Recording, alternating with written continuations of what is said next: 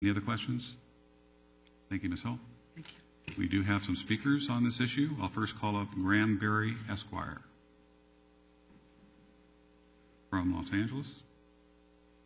And he's been given 3 minutes by Patricia Curtis. So you have a total of 6 minutes, sir. Thank you, sir. This ordinance was requested and drafted by the Church of Scientology and its lawyer, the same lawyer who represents one of the members of this board. The ordinance and the reasons for it is a crock. There is no freedom of religion issue, no hindering of worship, no interference with residential tranquility. After all, it is Scientology that has been blasting eardrum shattering noise to drive protesters away.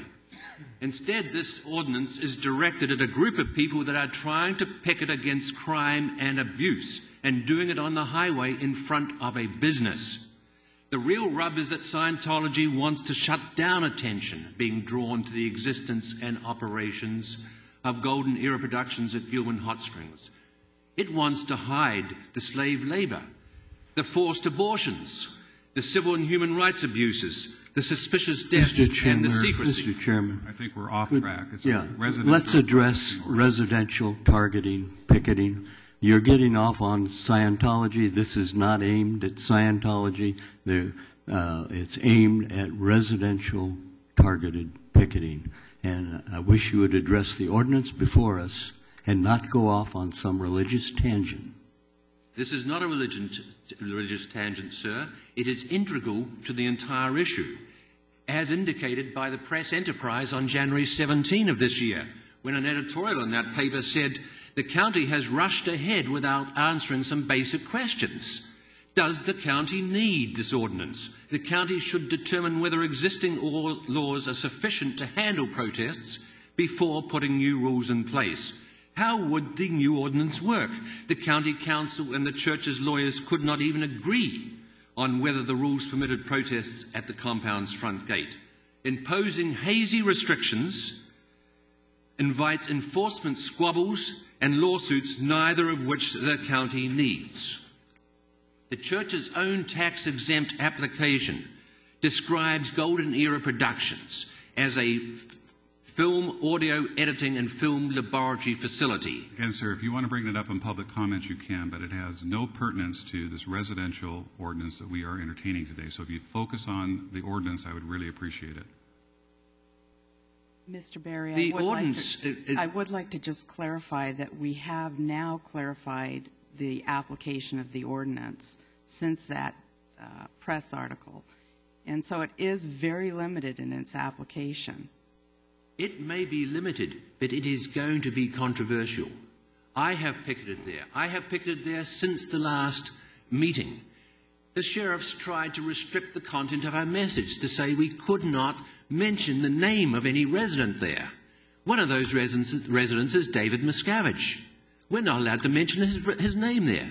He's the head of the church. He happens to live there. He happens to live on business premises as a requirement of his employment. It is a crock to say that this is not directed at Scientology. It is sought by Scientology to stop their people being exposed to protests. You can say it's residential. That doesn't change the fact it's a mixed-use neighborhood. A mixed-use neighborhood that is engaged in business and hiding human rights abuses. Have you forgotten what happened at Jonestown? What happened at Waco? What happened at Heaven's Gate? Because what happened at those places is happening on this property. And to call it one thing when it is another is a crock. It will only be enforced against targeted residential picketing, not general picketing, not picketing of a commercial use, but when the picketing targets a particular residence and proceeds in front of and around that residence. And when you have residences mixed in with the businesses, you provide the opportunity for dispute and litigation over what exactly is meant, where things are located, and the like.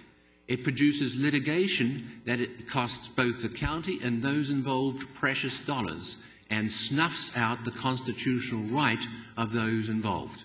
This will be the last comment I make. The residences are on the eastern end of the property. They are not ambiguous. And they are set well back from the road.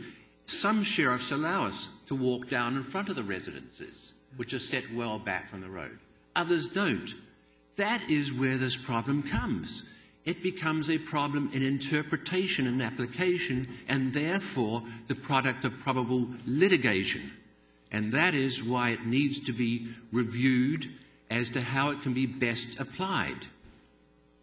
And it can be best applied by providing specific areas that are open for picketing, for the board to make it clear that, consistent with the language of the resolution, you can stand outside the main gates and picket. You can walk up and down both sides of the highway and picket, provided you don't target a specific residence. We agree. We agree that you can walk up and down as long as you don't target a particular residence. And because of past experience, that should be made clear, those locations, so that the sheriffs have a clear mandate as to what they can and cannot apply, despite what the Scientologists may be screaming and yelling on their telephones at them. Thank you. Thank you, Mr. Berry.